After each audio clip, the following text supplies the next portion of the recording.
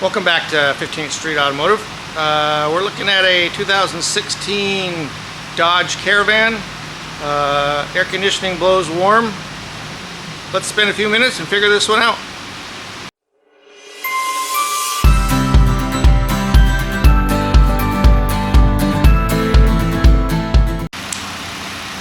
Alright, the 134A machine is hooked up. On this particular model we had to take the airbox out to make contact with the high side fitting there. One of Chrysler's better ideas. But on this vehicle it doesn't have a mass airflow sensor, so you can run it without the airbox without any problem. Low side connector is back there behind the engine. So our gauges are reading about 130 on the high side and about 22 on the low side. Today's temperature, those numbers should be a lot higher than that. That kind of points towards low refrigerant level. Compressor is turning though. You got high side than low side, so it's not equalized. Let's figure out what our refrigerant level is. Alright, so if we look at our scan data here, we've got our vehicle pulled up here. We're in HVAC. Let's pull up live data. There are no codes. Pull up live data here. What do we got? AC is on. Compressor's on. So I mean, it's all turned on. The compressor's turning. It's just not. It just doesn't have any. It doesn't have enough refrigerant to create the pressures it needs. So the ambient temperature is 80.5 degrees. Evap sensor is 118. Yeah, so that's about the temperature we're getting out of the vents. Is that same as the evap sensor is reading? So that's correct. I don't see anything here that would make me question anything electronically. Nope, everything looks pretty good there. Let's take a look at those refrigerant levels. Alright, so our refrigerant level, we recovered 0.368, which is about 1.5 pounds low. Now we need to find where the leak is. So if we use our UV light, this one's kind of nice because we have full access to the condenser here. We can look down inside here, and we're looking for that green glow. I don't see anything on the condenser. It looks real good. So we can follow our lines.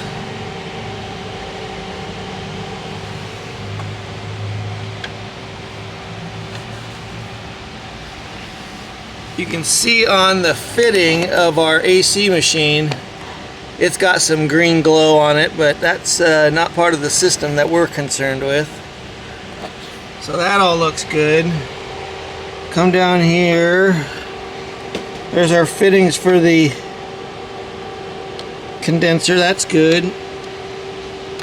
Let's take a look underneath at the compressor. So the compressor, it's got some corrosion on it, which kind of glows a little bit, but it's not the green glow. That looks real good. So there's no external leaks. Let's check the evaporator for leaks. So we're going to check the evaporator with our refrigerant leak detection tool. So what we're going to do is we're going to recharge the system with a full charge, and then we'll use that detector at the vents and see if we can get any indication of a leak. So this system holds 1.8 pounds. We're not going to put oil in right now because we're just testing it. So we'll let that thing charge, full charge, and then we will check it for leaks at the vents. So we're using a Robinair dual refrigerant leak detector. Basically, it's just a tool that detects refrigerant 1234 and 134A. So we've got that thing on. I've got it on high sensitivity, and it's in the vents. And as the system has been charged, the pressure in the evaporator rises up to probably about 80 pounds. So as high as it's ever going to see. It's going to reach that temperature now because it's hot out. The refrigerant is just sitting there. The compressor's not pulling low vacuum or low pressure on it. So any leak is going to show up with it sitting here statically. It'll basically fill up the bottom of that box with refrigerant. And in a second here, I'll turn the fan on, just on the low side. And when I start this thing up, turn the compressor on, turn the fan on, any refrigerant that's in the system or in that box is going to come up to that detector, and you'll hear that thing go beep. So let me turn it, make it unmute. So that's just searching.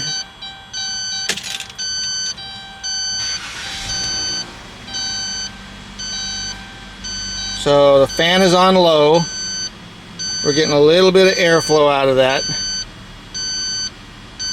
And what would happen if there was a leak at that evaporator is all that refrigerant that had leaked out, if there was a leak, would be sitting in that box. As soon as the airflow from the fan kicks on, it's going to get blown up at the vents, and this thing would pick it up. So it doesn't look like there's any leak at the evaporator.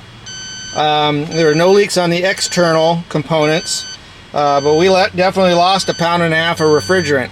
On this van, though, there's a rear air evaporator that we need to check next. So let's get to the back and open up some of those covers and see if we can't get access to that rear evaporator.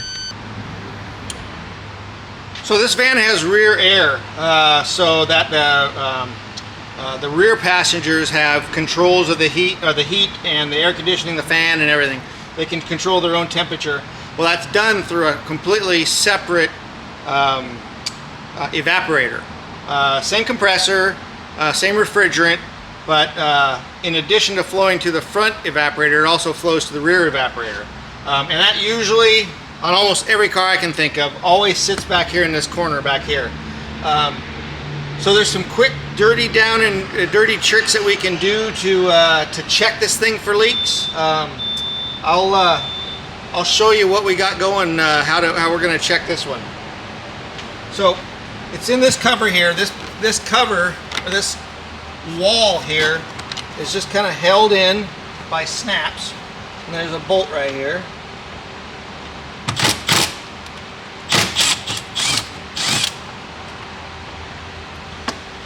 And the rest of it should just be snapped. So I've got my trusty pry stick here.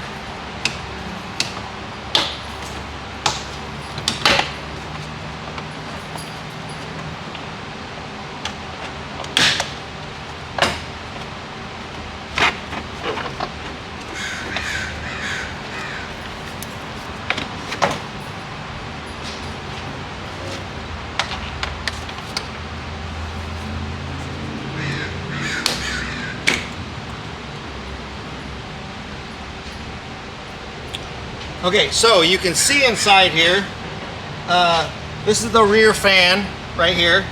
The fan has a squirrel cage that comes down and blows through this section right here. This section right here is where the evaporator is. That's what we're going to check for leaks.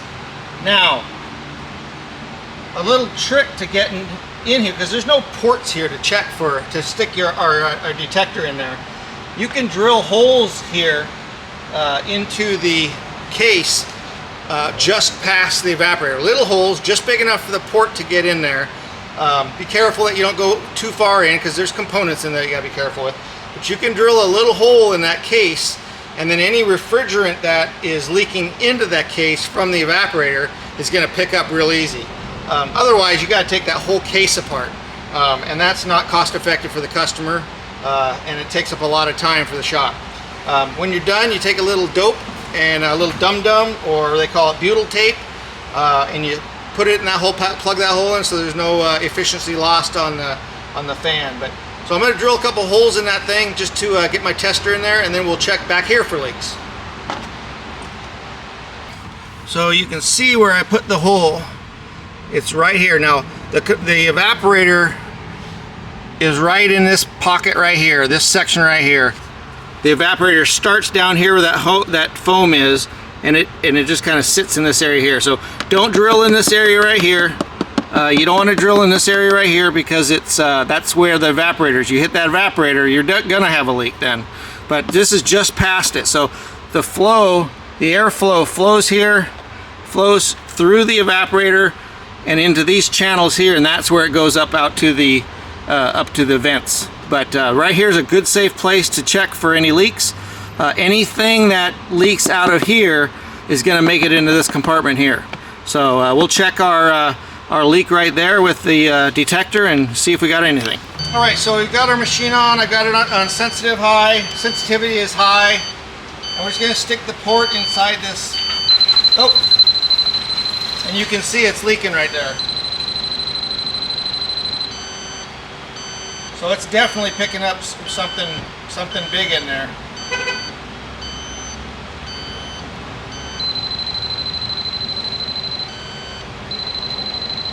Yeah, there's no doubt that rear evaporator is definitely leaking. So this thing's going to require a rear evaporator to cure their air conditioning woes. We'll get it priced out and then let the customer decide what they want to do. This is the what we use to plug those holes that we drilled in there. I've always called it dum-dum. I don't know. I've called it dum-dum since I was a kid, so I don't know. I guess you could call it butyl tape maybe, or some people call it dope. I don't know. I guess I'm old and that's what we call it, but it's just a rubbery, it's not really tape, it's just a sticky rubbery goo. It looks like tape, but you just tear off a little piece, ball it up, and stick it in the hole, and it'll seal that hole. And what's nice about it is if in 10 years they need to recheck that for leaks, they just pop this plug out. So it's super easy. We're back doing the evaporator core on this Caravan. So I got a little ahead of myself this morning and started taking it apart before I realized that I wanted to videotape it. So I'll go over with you with the parts that I have here that I've taken off. Basically, I've taken the wall off the side of the van inside. It's a pretty cut and dry job. It's nothing spectacular about it. I think there's 4 Phillips head screws, and the rest are just those push pins. But I'll show you what I took off. Kind of give you a rundown of how I did that, and then I'll film it when I put it back in, so you can get an idea of what I did. The bulk of the job is getting the air box off. So let me take you in. I'll show you what I did, and then you can follow along the rest of the job. Okay, so that's what the job looks like now. There's our heater box that's coming out, and to get that out, we need to remove the heater hoses that go up to the front of the wheel well. They connect underneath, and then underneath here there are AC lines that connect from underneath. So in a second we're going to put it up in the air and disconnect all that. I already have it evacuated, system evacuated, so there's no more refrigerant in there. But basically, to get that wall off of there, you take this kick plate out, and you take the ceiling plate out, and there's a screw there and a screw there, and that's about it. This one here is just snaps, so that's easy. The wall, basically, you see these slots here, those are just push pins that are snapped in there. There's a couple screws right there, but other than that, it's super easy. You got a couple seatbelt anchors there that come off. Those are fairly large bolts, but they're easy access. It looks intimidating, but it really is not that big of a deal to get that wall off. those are the pieces that I took off. The ducting, they just kind of slide on, super easy. Those are the top trim panels, and then that's basically the wall right there. But looks like a bigger job than it really is. So we're gonna put this thing up in the air now and disconnect the heater hoses and the refrigerant lines from underneath. Here is the fittings for the heater core. So what we're gonna do here, if I can get a light on there to where you're gonna see what I'm doing here. So these are the fittings. So these are just pinch clamps here. We're gonna pinch those off, pop those down, let it drain, and then the AC lines. These are the AC lines. If you follow those up and you follow them back here, oops.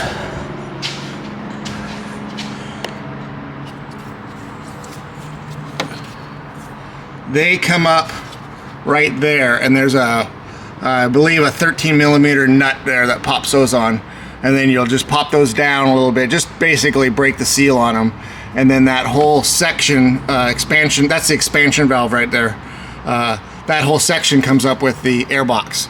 So we're gonna get these heater fittings out of here and let that thing start draining, and then we'll continue on.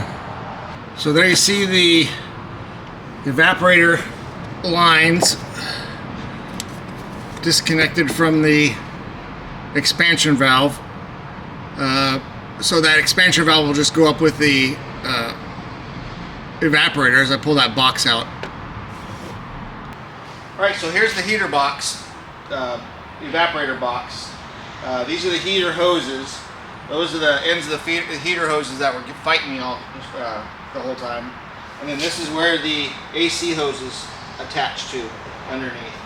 This padded area here is what goes through the floor of the vehicle. So right here, this section here is the heater core, and then this section right here is the evaporator. So what we're going to do is we're going to pull this pad off here.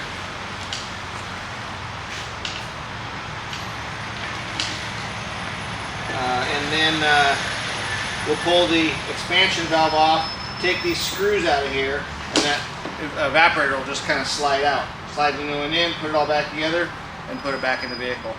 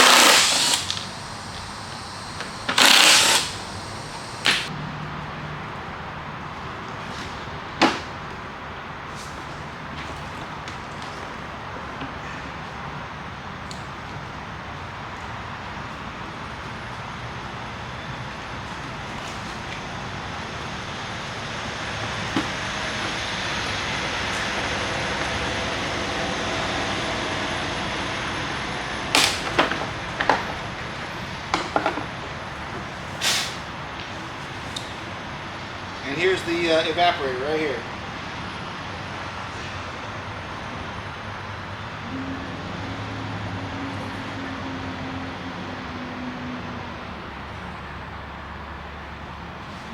This is the evaporator. Remember, this thing was leaking pretty good. You can see the green dye on this thing, and this fuzz right here is all oily. So this thing's been leaking for quite a while. It's sucked up a bunch of dust and crap into the oil right there. Let's hit it with a dye light and see if we see anything funky on it. Okay, so here's the evaporator, and you can see, I don't know if it's picking up on there, but you can see the green dye in there. So definitely been leaking. All around there's dye. Back in here. So definitely leaking. Alright, so here's the new evaporator. It actually comes with an expansion valve, so that's nice. But that's the way it's supposed to look.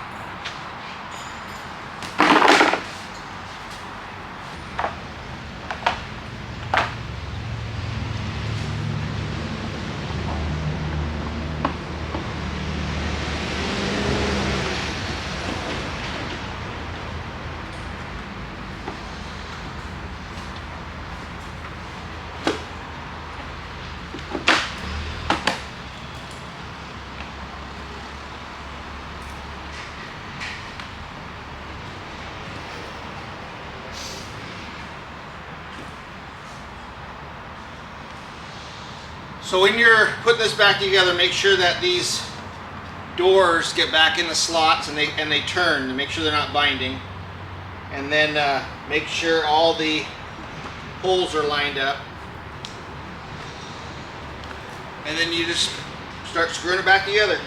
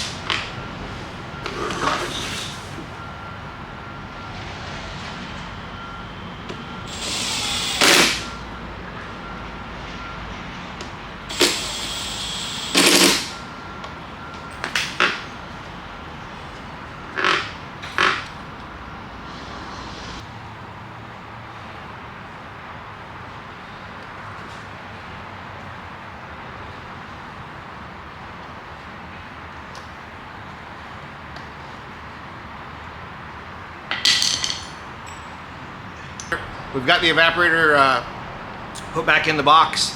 Everything is secured on the box, and we're just going to put it back in now. Make sure that the doors move nice and easy before you put the motors on, and before you secure that cover.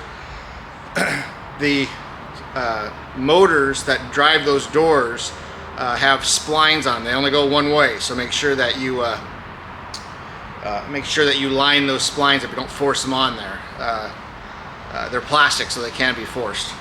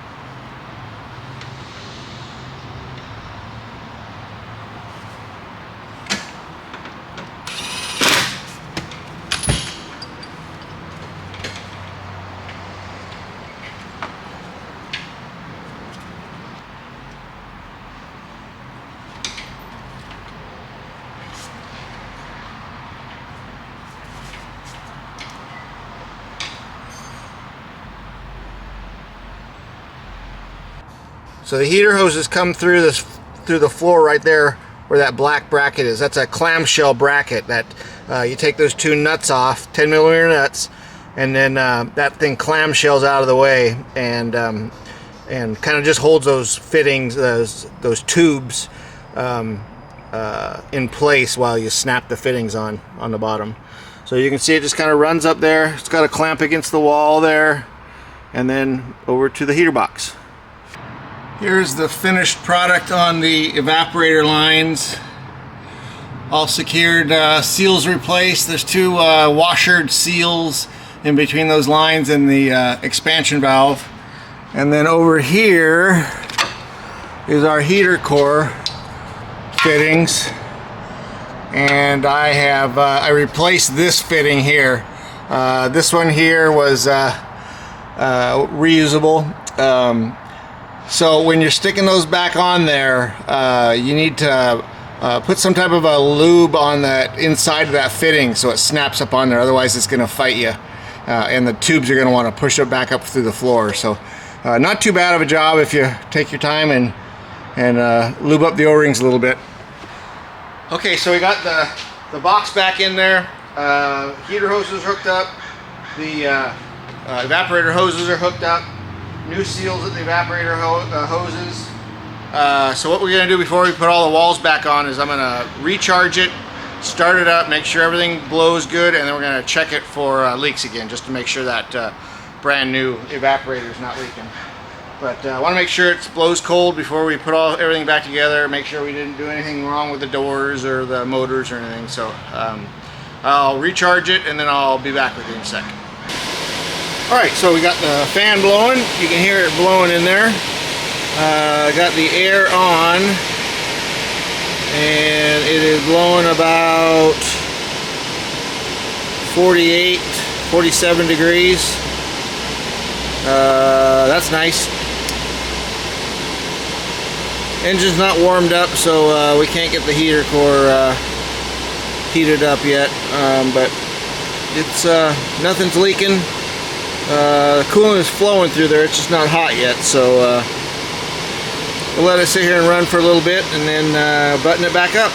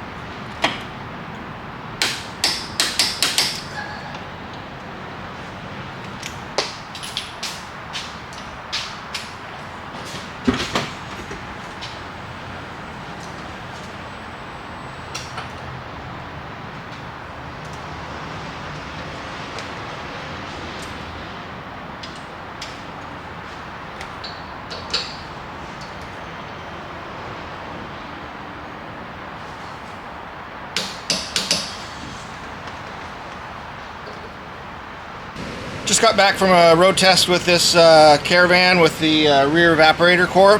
It blows nice and cool. We rechecked it for leaks. There's no leaks in the evaporator case. The temperature coming out of the vents is about 49 degrees, front and rear. So we're going to call this one a fix. Thanks for watching.